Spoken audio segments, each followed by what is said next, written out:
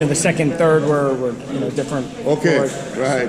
Interesting stuff. Yeah. So we are So we were just on the 19th floor, so how long will it take for it to look like this? the 19th floor. With this guy moving it, maybe another couple weeks. Okay, okay. And 19th floor will be like this, and then 22 floor will be like 19, and it keeps going like a chain reaction. How fast can you put these up? So I'm As fast as you drive, you guys. cycles, but I'm giving everybody 3 days. 3 days? Just that way, at the end of the job, when push comes to shove, I gain 2 days per floor, and I have that leeway. Yeah, so this guy is the driving factor behind all what is happening here. If he gets lazy, You were here last year with us, right? I might lose my job. No? You're the superintendent. For the interiors. So I take over from bare concrete to the last floor. And when we get down to the lower floors, I'll take it to the units where we already have the cabinets, shower enclosures, toilets, everything fully trimmed out. As far as the wall, is sheetrock? Yes. They're all sheetrock and they're all insulated. Try to soundproof them as much as possible. I know that's why I asked that question. So Mario, what's the most difficult part of your job?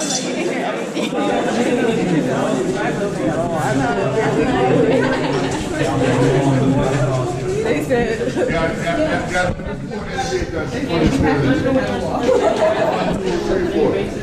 Four elevators. And stairs.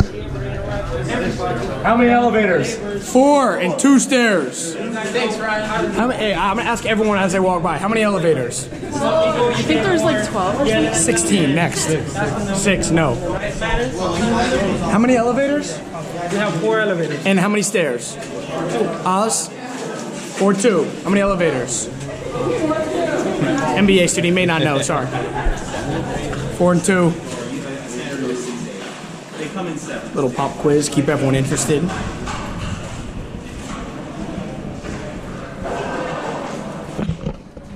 Going down the stairs. Hey-o.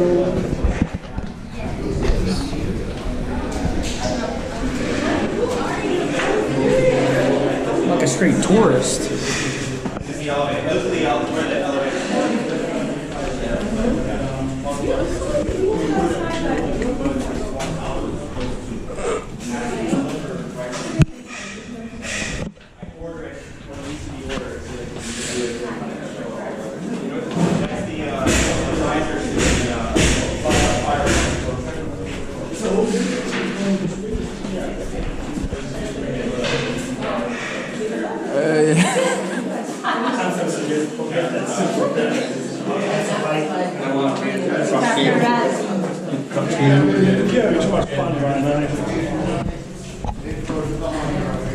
How many elevators are there, Mohammed?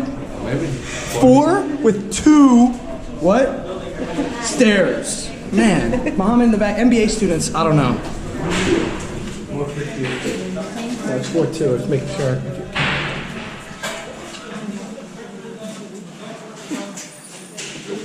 Hallway. Now, every wall unit to unit or unit to corridor is a 5-rated wall. So in our system, we have 3 rated walls. We have 1 layer on one side and 2 on the other, with insulation in the middle. So rippers go in, and the demising walls, firewalls, you guys follow? And all the ceilings go in. So now when you have this process, all the ceilings are done and the walls are in, you're ready for your MEPs to come in. The plumber will come in, your electrician will come in, the sprinkler guy knows where to drop his heads afterwards. So we do a lot of the coordination through BIM. I don't know if you guys use the BIM program, but it's basically a 3D model of the entire building. So each subcontractor gives us a CAD file, we put it all together, and then we can literally look in the computer, see the entire room, and see what clashes with what.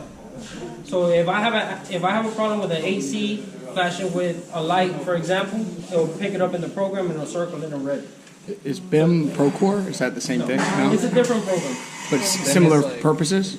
No. So what's the Procore difference? is more like a documentation and your plan versus BIM just being coordination inside the building. Okay. Inside or outside, but just so you can catch the clashes in the computer before you even bring it to the field. So when I come out here, the rules, you can't have a smoke detector less than 3 feet from an air conditioner. So we pick up all those little things and we make sure that we take care of it in the model. So when we come out to the field, we're not ripping stuff out and moving it here and moving it there. We coordinate it. So when there's a typical floor from 9 to 35, everything has to be in the same place, going all the way up. No excuses. So this is the next part of the rooms that we get. And after that, we'll continue going down and you'll see when we start putting the sprinklers, the lights, and then the plumbing. Excuse me, how many units are per floor? And here we have 11. Now when we hit 7 to 2, they're townhomes. Okay. So they vary because we have some townhomes that are 2 stories. River The stairs villas aren't or in whatever yet. they call them. The stairs aren't in yet, but you'll be able to see where I have the leave out in the tile, so where the stairs gonna connect. Are there 3 floor townhomes? Okay. So let's continue. You're right.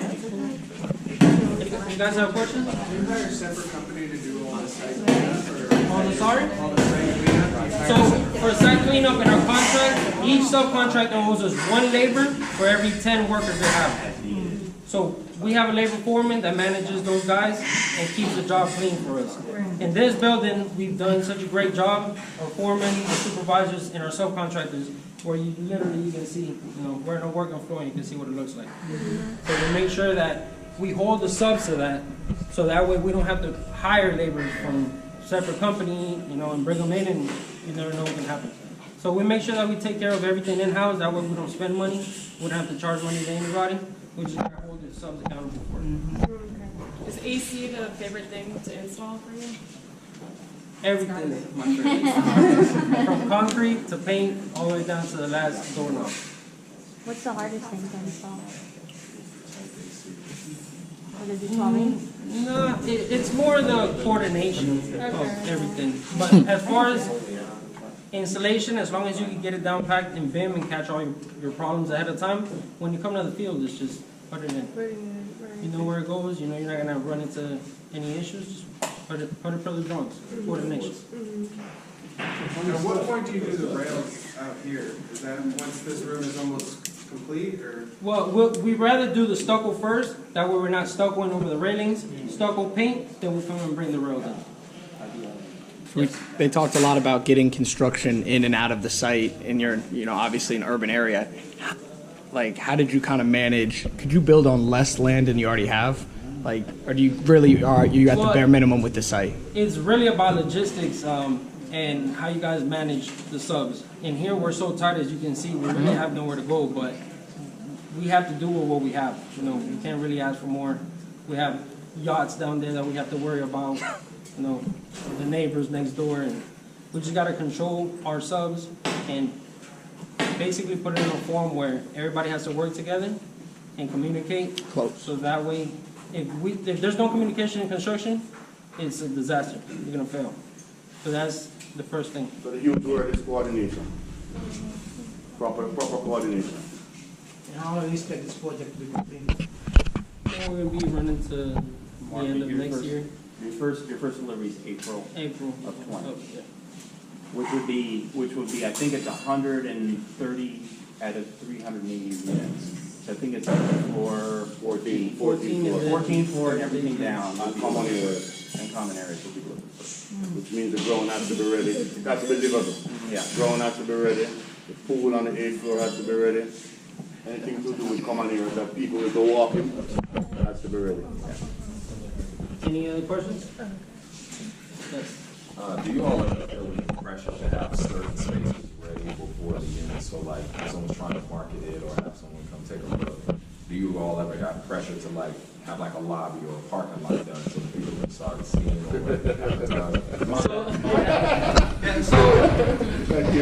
In that case, we have an office down the street, 2 blocks down, where we do the mock-up, basically what one of the units is gonna look like. So the kitchen and the 2 bathrooms. So we have a model, full build model, sinks, everything installed. Now, after everything is approved, we bring it to the field. So on the 11th floor, the southeast unit is our mock-up. So that's what we're gonna fully build out, 100%, cabinet tiles, doors, lock, everything working. So that way they can use that for marketing. I mean, like an investor who wants to see like the project person, like someone who kind of feels like, I know this is the model, but I want to see the actual. Yeah, but we go through the owners. The owners would coordinate that aspect, and then they would let us know whatever they want to get done, and then we deal with that aspect. So that the developers would not come to us directly, but they'll go through the owners. Yeah. And then we go to the owners and come to us and whatever they ask. Right. And once we have the mock-up unit, the mock-up unit represents everything. It represents what the unit is going to be looking like, and the sizes and difference. So once that is done, owners take it from there. We are just guys here to ensure that we build what the owners want to do. Yeah, you also have to realize that to do a building like this, you're dealing with, when you think of the amount of money associated with doing a project like this, you're dealing with highly sophisticated investors. So these people know what they're getting into, they know what the processes are, they understand that they're not going to be able to see things, or certain things aren't going to be accelerated past a certain point. They're involved in the planning process. They sign off on all the renderings and whatnots that you just saw before in our presentation. They take a look at the mock-up. They actually made changes in the mock-up and they said, hey, we want to do this, that, and the other. Now we've taken that, we're gonna rebuild that on 11, but pretty much on 11, it's gonna be what it's gonna be. We can make some small tweaks, but not that many, because everything is gonna be ordered. As an example, flooring right now is being shipped from China. It's already on the way. We already know when it's coming. For which floor is coming? 9. And so there shouldn't be any kind of pivoting in the middle where we have an issue and have to accelerate construction on something.